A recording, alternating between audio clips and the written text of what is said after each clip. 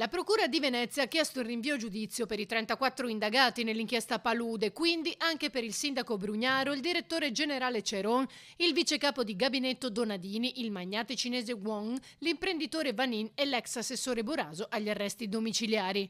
Una notizia che, denuncia il legale del primo cittadino, ancora una volta si apprende dalla stampa e che lascia il sindaco senza parole.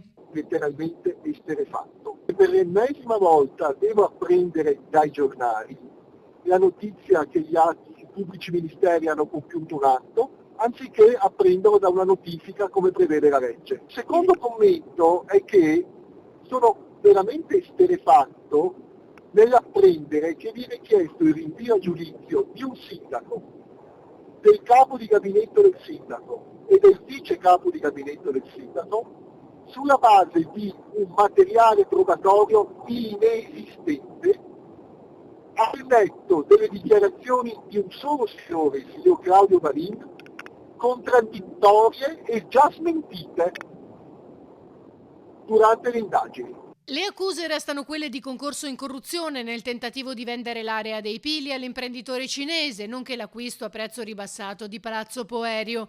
La difesa ora avrà la possibilità di far valere le proprie ragioni. Potremo finalmente parlare davanti a un giudice, cioè a un magistrato il cui fine è l'accertamento della verità, non quello invece della costruzione di teoremi accusatori che non trovano nessun riscontro all'interno del processo. E quando non trovano riscontro all'interno del processo, non vorrei che trovassero riscontro al di fuori dal processo e al di fuori delle finalità del processo penale. Ci difenderemo, come abbiamo sempre fatto, fiduciosi che il giudice riconoscerà l'innocenza di tutti e tre. Poi ci sono gli imprenditori e dirigenti pubblici accusati di aver finanziato con tangenti Renato Boraso per ottenerne favori di varia natura, accuse alle quali i principali indagati si sono sempre dichiarati estranei, tranne le ammissioni di Boraso per alcune delle tangenti ricevute. Il 16 maggio è attesa l'udienza per i patteggiamenti concordati tra accuse e difese per i 12 capi di corruzione per quanto riguarda l'ex assessore Boraso e gli imprenditori Ormenese e Brichese. Se deciderà nel merito dei patteggiamenti diventerà incompatibile a giudicare sulle altre richieste di rinvio a giudizio.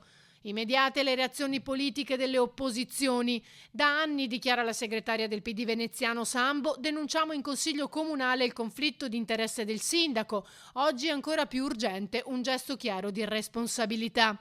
Le forze politiche che l'hanno sostenuto, continua, devono smarcarsi da questo sistema. Adesso noi ovviamente speriamo in una presa d'atto del primo cittadino che, al di là di quello che può essere il percorso giudiziario, non soltanto la forma ma l'apparenza e l'immagine stessa che porta avanti della città deve essere scevra da qualsiasi sospetto.